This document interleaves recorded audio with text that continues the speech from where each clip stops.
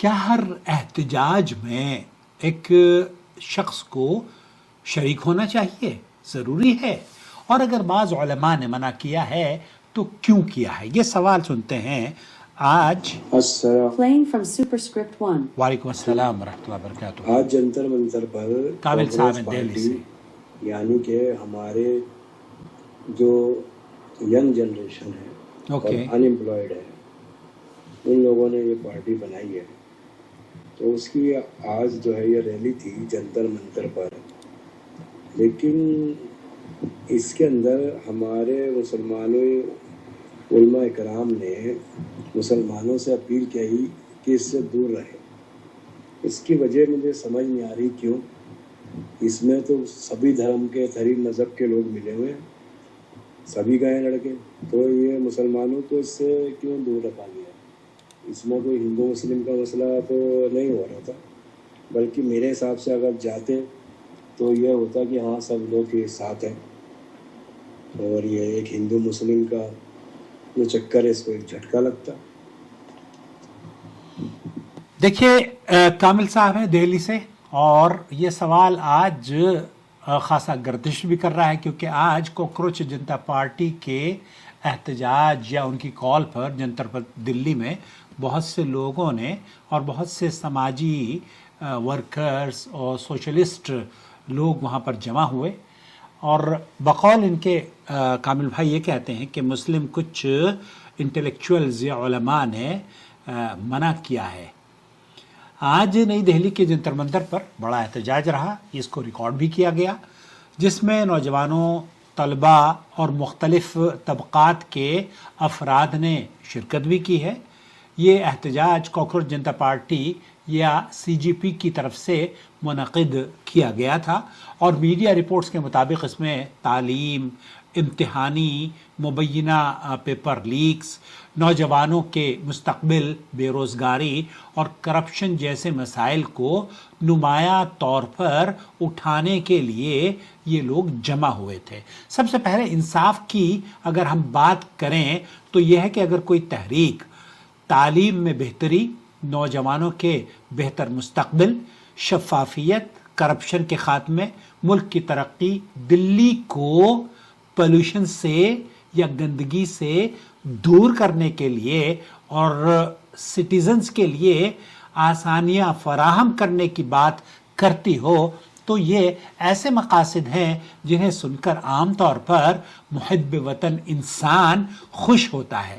ہندوستان کا ہر ذمہ دار شہری یہ چاہتا ہے کہ تعلیمی نظام بہترین ہو، مضبوط ہو، نوجوانوں کو مواقع ملیں، امتحانات صاف اور شفاف ہوں، ٹرانسپیرنسی ہونی چاہیے، اور ملک ترقی کرے۔ یہی وہ مسائل ہیں جنہیں اس احتجاج کے دوران بھی نمایاں کیا گیا۔ لیکن یہاں ایک دوسرا جو سوال کامل بھائی نے پیش کیا ہے دہلی سے، وہ یہ کہ اگر یہ مطالبات اتنے اچھے ہیں تو پھر بعض علماء یا دانشور کبھی کبھی کسی احتجاج میں شرکت سے گریز یا احتیاط کا مشورہ کیوں دیتے ہیں؟ یہاں ہمیں جلد بازی سے بچنا چاہیے۔ ضروری نہیں کہ جو عالم شرکت سے منع کر رہے ہیں وہ تعلیم کی اصلاح کے خلاف ہوں، یا کرپشن کے خاتمے کا مخالفت وہ کر رہے ہوں، یا نوجوانوں کے مسائل کو اہم نہ سمجھتے ہوں۔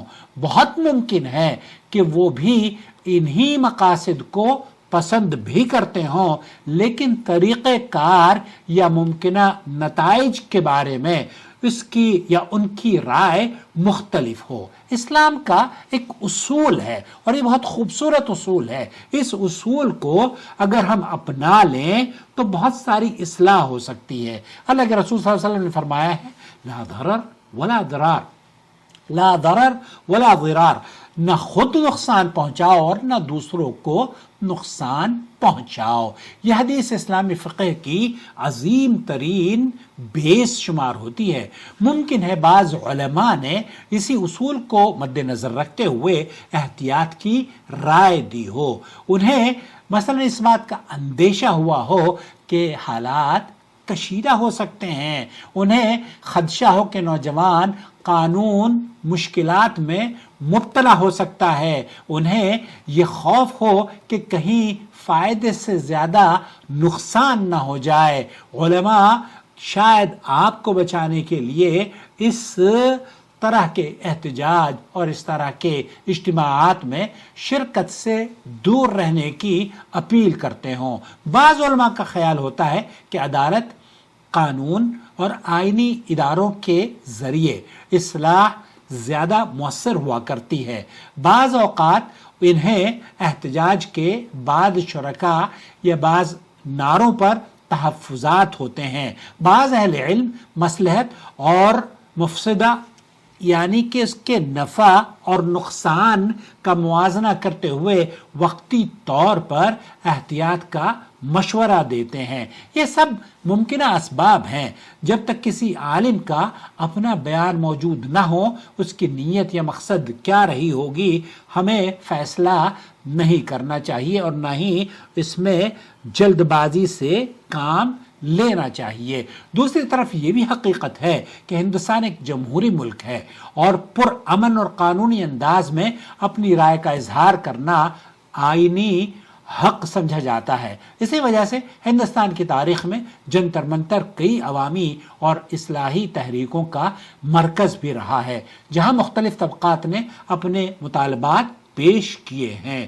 اس موقع پر ایک مشہور قول جو مہاتما گاندھی کی جانب منسوب کیا جاتا ہے، وہ یہ کہتے ہیں کہ میں تشدد کی مخالفت کرتا ہوں۔ کیوں؟ کیونکہ اگر بظاہر اس سے کوئی فائدہ نظر بھی آئے تو وہ عارضی ہوا کرتا ہے، جبکہ اس کا نقصان اور برائی دیر پا ہوا کرتی ہے۔ یہ بہت خوبصورت قول ہے۔ I object to violence because when it appears to be good, the good is only temporary. The evil, it does it permanent. تو یہ جو نقصان ہوتے ہیں نا، وہ بڑے نقصان دہ ثابت ہوتے ہیں۔ اس قول کا مرکزی پیغام یہ ہے کہ اصلاح کا راستہ امن، حکمت اور ذمہ داری کے ساتھ اختیار کرنا چاہیے۔ لہذا ایک مسلمان کی حیثیت سے ہمارا طرز عمل یہ ہونا چاہیے کہ ہم تعلیم کی اصلاح، کرپشن کے خاتمے، نوجوانوں کے بہتر مستقبل اور ملک کی ترقی جیسے اچھے مقاصد کی حمایت کریں، لیکن ساتھ ہی ساتھ امن، قانون، حکمت اور لا ضرر ولا ضرار والی پالیسی کو نہ بھولیں۔ لا ضرر ولا ضرار مطلب کسی کو نہ تم نقصان پہنچاؤ اور نہ اپنے آپ کو نقصان سے وابستہ کرو۔ اختلاف ہو سکتا ہے لیکن الزام تراشی نہیں ہونی چاہیے۔ رائے مختلف ہو سکتی ہے لیکن بدگمانی نہیں ہونی چاہیے۔ اور یہی اسلام کی خوبصورتی ہے کہ وہ ہمیں صرف جذبات نہیں بلکہ حکمت، عدل اور ذمہ دار شہری بناتا ہے۔ اللہ تعالی ہمیں حق کو حق سمجھ کر باطل کو باطل سمجھنے اور ہر معاملے میں خیر اور اصلاح کے پہلو کو انصاف سے اختیار کرنے کی توفیق عطا فرمائے۔ اپنا بہت خیال رکھیں، اپنی رائے سے اس ویڈیو کے بارے میں ضرور ہمیں بتائیں، اور اگر اچھی لگے تو دوسروں کے ساتھ پلیز شیئر کریں۔